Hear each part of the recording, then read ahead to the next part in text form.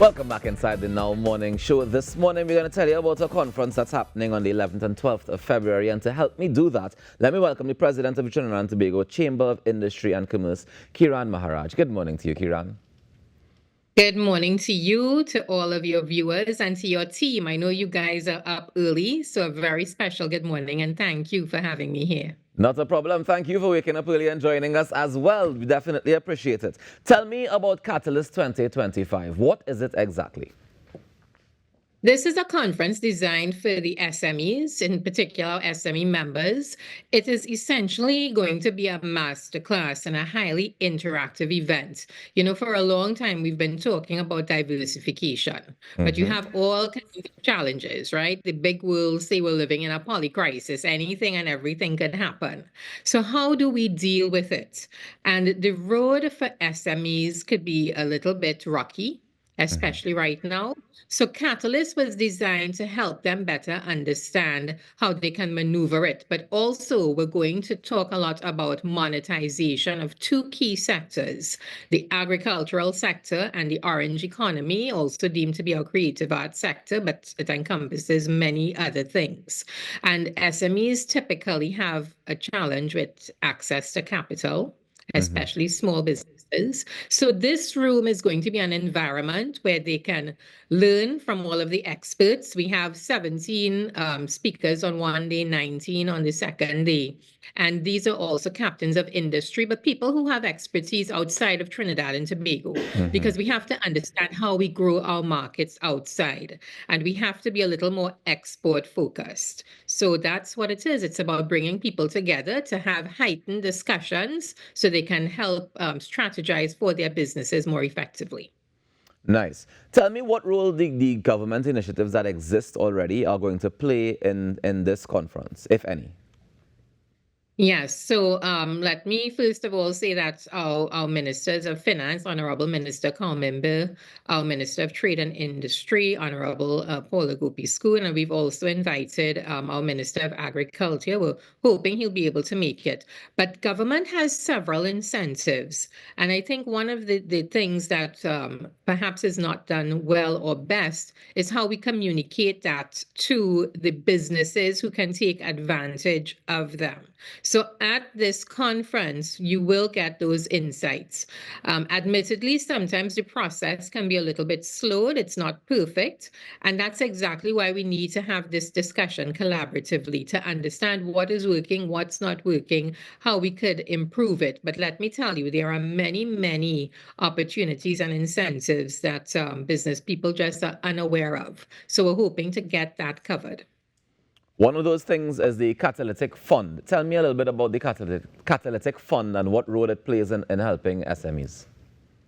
Yeah, I didn't want to let the cat out of the bag totally, but since you're raising it, it's exactly what it says. Catalyst is our event. The Catalytic Fund is about quickly allowing SMEs to access finance to reach their external markets. And it's going to be launched. I have to thank Exim Bank Trinidad and Tobago because they have had the foresight and vision. They have also looked at what we have said. The Development Bank of Latin America and the Caribbean, again, is a very strong partner for this. And you're going to hear a lot about it. But essentially, it's going to be another avenue for SMEs to access capital as they grow their business outside of Trinidad and Tobago. Now, Kiran, one of the interesting things, you mentioned the agricultural industry, you mentioned the orange economy, the creative industries, right? And over time, we've seen challenges, specifically when it comes to the orange economy and the creative industries, with return on that investment. So if we're saying that we have an opportunity for them to get funding and specific funding, how do we measure the return on the investment? How do we get the banks to see the value in the creative industries and the creative economy? I think one of the areas we're lacking in Trinidad and Tobago is really for the creative sector to understand the business models, the finance models, because it's not been an area that we have really focused on throughout our history. But we are seeing that this is one of the areas for strongest growth globally. And the Latin American and Caribbean report from IDB and CAF actually talks about it. So what we have to do is to structure the industry much better. get the stakeholders and the players to understand what the financial flows look like, what we have to have in terms of infrastructure, and really get behind the industry to say, okay, here's our strategic approach. I have a lot of faith in the Trinidad and Tobago Investment and Promotions Agency, TIPA, which has recently been formed because it's modeled after JAMPRO in Jamaica. And JAMPRO had a lot of success with the orange economy sector, and particularly with film and music. I think that is a known fact. And I'm hoping that, with the formation of TIPA at this time, it will help really push the industry forward. And this is the discussion we're going to have, because a lot of creatives don't understand the monetization model. And that's the first thing we have to ensure that they're aware of. I firmly and fully agree with you 100% there. In relation to the people who are speaking at the conference, is there anybody specifically focused on the creative industries? Yes, we have a few people who will be speaking in the creative industry. I will also be there myself, but we've brought in people like the CEO of C15 Studios, Lauren O'Connor, and they have invested in a lot of projects. So she's going to explain a little bit more about what the markets are looking like. We have a former director and the woman who was in charge of Paramount Global Distribution.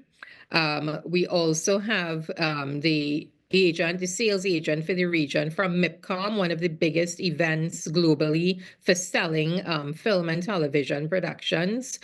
We also have our film commissioner, Leslie Ann Caton-Will. She's going to be there, and we have several others. So you will have the right mix of people, and the attendees will be able to ask them questions directly and interact with them. So they come away there understanding what has to be done. Fantastic. And with the focus on agriculture as well, what specific speakers or areas are we going to cover when it comes to agriculture? We're going to look at, external markets, but we're going to look at Canada in particular. Strategies for market access and compliance is very important, because as exporters of agricultural products, quality is one of the key things. And so we need to understand what that means. Also, the incentives in the agricultural sector, there are many, and we're going to actually go through those. As you know, the Chamber has a food security committee. So the chair and vice chair of our food security committee are very much involved. Christian Young Singh, really, he was a champion of business at one of our awards, and he has really developed a model and best practices that is sound, and he's going to be there.